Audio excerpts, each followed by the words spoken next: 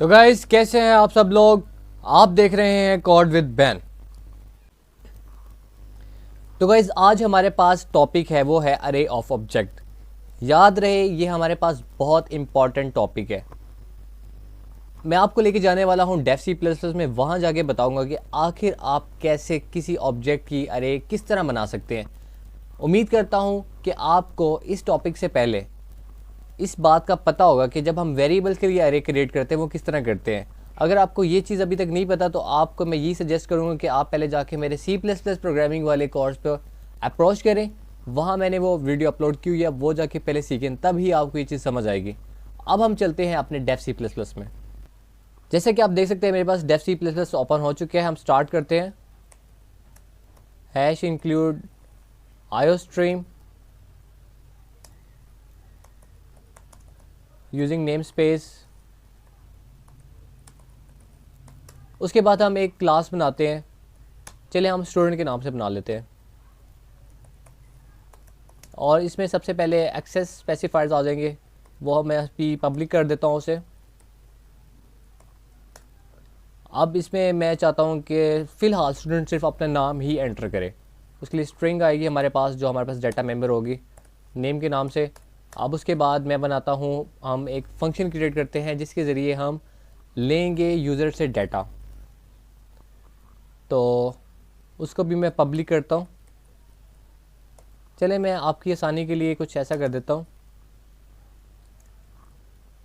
Comment में लिख देता हूँ डाटा मेंबर्स, ताकि आपको याद रहे अगर आपको भूल चुके। और ये चीज़ है हमारे पास एक्सेस स्पेसिफायर, ऊपर वाले पे भी कर देता हूँ।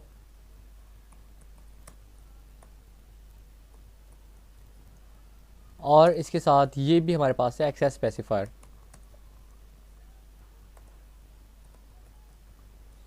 अब हमारे पास बारी आती है member function.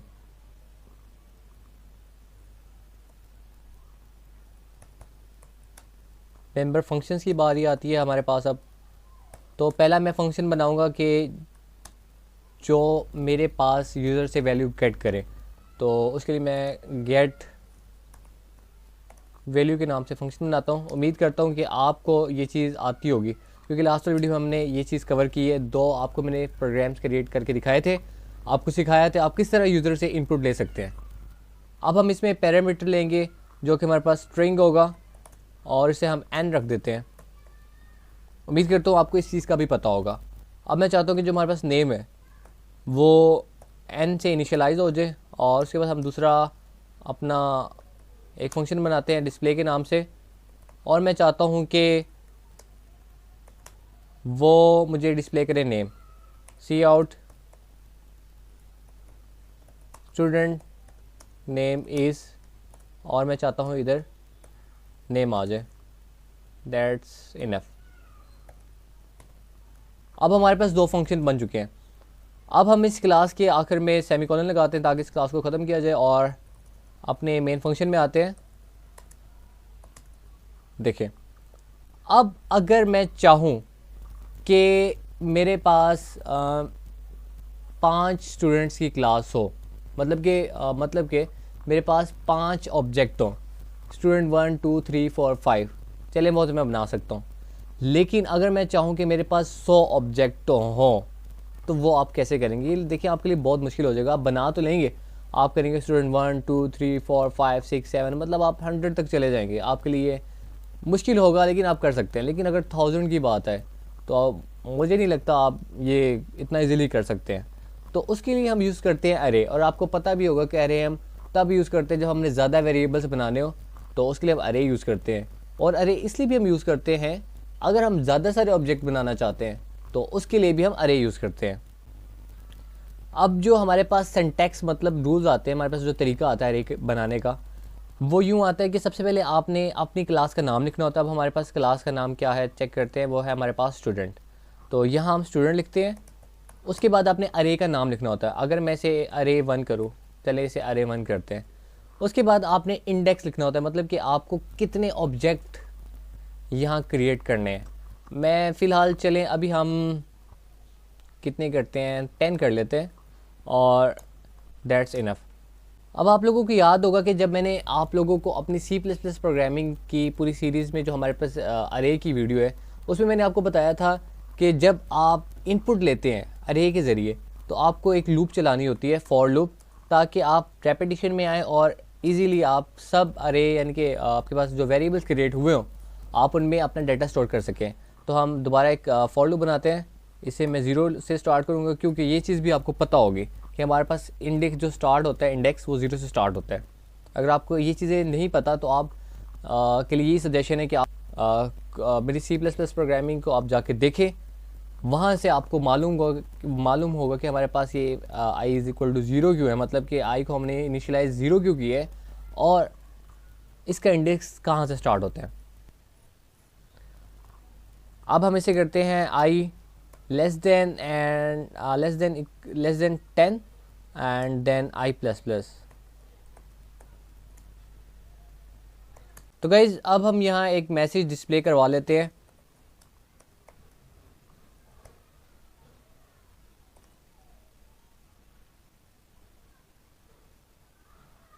Enter student name.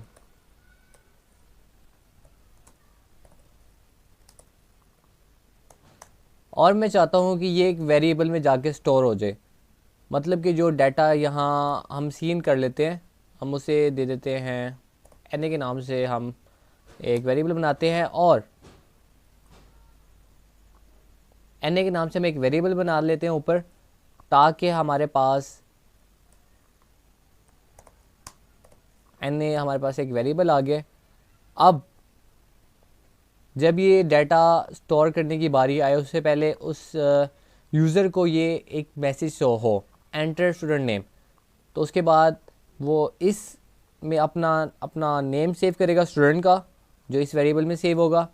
और उसके बाद हम मेन काम जो है वो अब है, जो हमने अपनी अरे का नाम रखा हुआ है ARR1।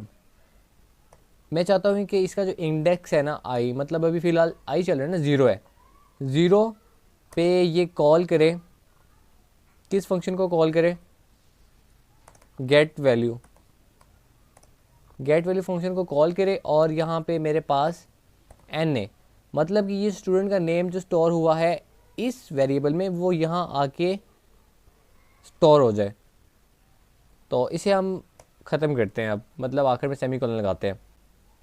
जो हमारे पास मेन काम था वो हो चुका है, मतलब कि जब हमारे पास ये ज़ीरो होगा, ठीक है, तब अरे वन जो इंडेक्स ज़ीरो पे होगा तो उधर ये हमारे पास जो वैल्यू होगी फर्स्ट जाके स्टोर हो जाएगी जब यूज़र पहली वैल्यू स्टोर करेगा।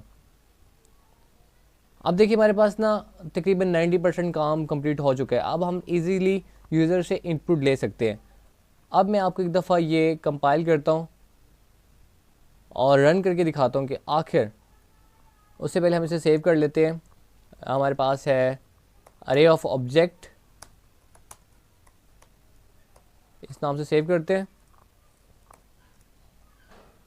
देखते हैं कि हमारे पास कोई एरर आता है नहीं आता। तो ये हमारे पास एरर आया, असल में हमने यहाँ स्टूडेंट के स्पेलिंग गलत लिख दिए हैं। चलिए इसे करेक्ट करते हैं, गलतियाँ होती रहती हैं। देखिए जब आप प्रोग्रामिंग करेंगे गलतियाँ आपसे होंगी, ठीक है, तो गलतियों से आपने घबराना नहीं है। ट्राई करें जो आपके पास गलती हुई आप उसे फाइंड करें, उसे करेक्ट करें। अभी आप लोग अपने इस स्टेज पे होंगे कि आप लर्न करें नई चीज़ें। अब देखिए मैं प्रोफेशनल अपने लाइफ में मैं प्रोफेशनल लेवल पे आ चुका हूँ, लेकिन गलती फिर मेरे से भी हो जाती हैं। तो अगर आपसे गलती होती है तो आपने डीमोटिवेट नहीं होना, बल्कि आप उन गलतियों को आप तलाश करें कि आखिर क्या गलती है, उसके बाद उस गलती को ठीक करें, फिर आप अपना आगे प्रोसीड करें। अब हम इसे दोबारा कंपाइल करते हैं। देखिए आपको ये एरर नहीं है, इसे रन करते हैं। ओके जी, कह रहे हैं एंटर स्टूडेंट नेम। फर्स्ट मैं करता हूँ, चलिए बैन करते हैं, दूसरा करते हैं हेनरी, तीसरा करते हैं कासिम, चौथा करते हैं तलहा, पांचवा करते हैं बासिम, छठा करते हैं बसाम एंड सातवां हम करते हैं मौज़म कर लेते हैं, आठवां करते हैं बिलाल, नौवां करते हैं फैज़ान और आखिरी हम करते हैं अली। देखिए अब हमारे पास 10 यानी कि ऑब्जेक्ट बन चुके हैं और हर ऑब्जेक्ट ने अपना अपना डाटा ले लिया है, जो कि उसने नेम अपने वेरिएबल में जाके जो डाटा मेंबर था वहाँ पे स्टोर करवा दिया। तो आप ये देख सकते हैं कि हमारे पास इस चीज़ की ब्यूटी है। अब मैंने एक ही लाइन में 10 यानी कि ऑब्जेक्ट्स बना दिए, अब मैंने जाके सिर्फ उसे डाटा दिया है। तो अब मैं चाहता हूँ इसे ये 10 दफ़ा कॉल करो, हर दफ़ा यानी कि जो मेरे पास ऑब्जेक्ट है वो अपना अपना डाटा मुझे शो करे। तो मैं इसके लिए करता हूँ फॉर, अगेन वही काम करते हैं, हम एक लूप चलाएंगे। जैसी सी बात है, जो हमने डाटा दिए लूप के ज़रिए दिए, तो ऑब्वियसली हम जब डाटा वापस शो करवाएंगे वो भी हम लूप के ज़रिए ही करवाएंगे, ताकि हमें इंडेक्स 0 से लेकर 9 तक मतलब 10 ऑब्जेक्ट जो हमारे पास बन चुके हैं उनका डाटा हमें ईजिली शो कर पाए। तो इधर 10 आएगा और इसके बाद आएगा आई प्लस प्लस। इसके बाद हम करते हैं डायरेक्ट अपने जो हमारे पास ऑब्जेक्ट्स हैं, ऑब्जेक्ट्स के जो फंक्शन है उन्हें डायरेक्ट हम कॉल करेंगे। यहाँ हम आई लिख देते हैं, उसके बाद डिस्प्ले फंक्शन एंड आखिर में सेमी कॉलन। इसको हम कंपाइल करते हैं, let's see is there any error or not. Hope so नहीं है, देखें रन। अब मैं फर्स्ट देता हूँ नेम बैन हेनरी